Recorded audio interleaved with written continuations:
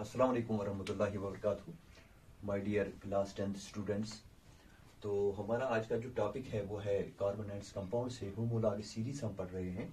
और पिछले क्लास में हमने पढ़ा था होमोलॉगस सीरीज ऑफ अल्केन्स। तो आज हम लेंगे homologous series of alkenes and alkynes. तो होमोलॉगस सीरीज ऑफ अल्कीन्स और अल्काइन्स हमें आज पढ़ना है। तो होमोलॉगस सीरीज आपको पता है कि होमोलॉगस सीरीज की इसके बारे में हमने पढ़ा भी था और इसके कैरेक्टरिस्टिक्स जो हैं वो भी बड़े थे। जिस तरह से मैं आपको थोड़ा रिपीट करूंगा, जो होमोलॉगस सीरीज की कैरेक्टरिस्टिक्स होते हैं, इनकी एक जनरल फार्मूला होती है हर एक मतलब ग्रुप की। अगर हम लेंगे अल्केन की, अल्काइन की या अल्कीन की, इसी तरह से जो इनमें मॉलिक्यूलर मास की डिफरेंस होती है वो 14 होती है, एटॉमिक मास यूनिट। और इसी तरह से जो इनमें डिफरेंस होती है कार्बन और हाइड्रोजन एटम्स की, वो होती है जो एडजेसेंट मतलब दो ग्रुप्स होते हैं, चाहे वो अल्केन हो, अल्कीन्स में हो, तो उनमें डिफरेंस होती है दो कार्बन और एक कार्बन और दो हाइड्रोजन एटम्स की। इसी तरह से जब कार्बन एटम्स की तादाद बढ़ जाती है आगे सीरीज बनाने में, तो उनकी जो फिजिकल प्रॉपर्टीज होती है वो चेंज होती है, ये तो आपको मालूम है। तो इसी तरह से हम आगे बढ़ते जाएंगे और इसमें हम अल्कीन्स की बात जब करते हैं, तो अल्कीन्स जो होते हैं इनमें डबल बॉन्ड होता है, अगर आपको याद होगा।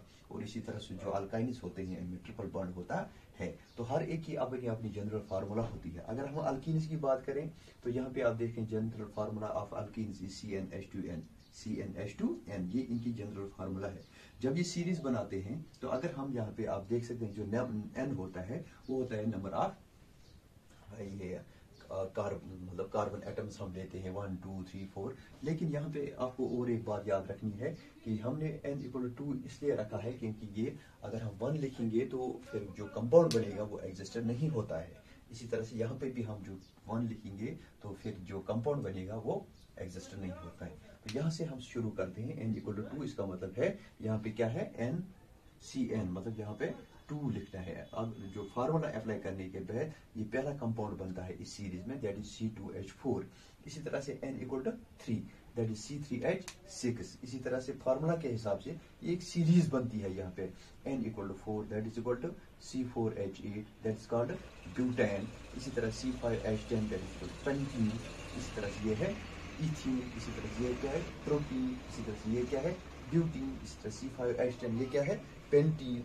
इसी तरह से अगर आप यहाँ पर देखोगे तो ये C6H12 है, दैट इज कॉल्ड हेक्सीन। इसी तरह से आप यहाँ पे C7H14 दैट इज कॉल्ड हेप्टीन। इसी तरह C8H16 दैट इज कॉल्ड ओक्टीन। इसी तरह से ये सब जो है ना ये सीरीज बनती है, ये सीरीज बनाते हैं अलग अलग से। जो फर्स्ट मेंबर इसका होगा, जो फर्स्ट मेंबर ऑफ अल्कीन है, that contains 2 number of carbon atoms. जो second member of alkene series का है, that is called propene, that contains 3 carbon atoms.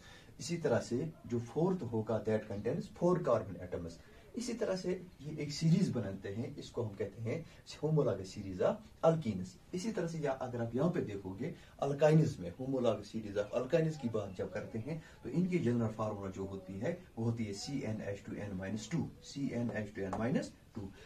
तो यहाँ पे भी जो n है वो हम 1 नहीं लिख सकते हैं, 2 लिख सकते हैं। इसी तरह से ये क्या बनेगा, C2H2। तो C2H2 का मतलब ये है कि यहाँ पे H और 2 कम होंगे, फार्मूला के हिसाब से -2 करना है, तो C2H2 that is called ethyne.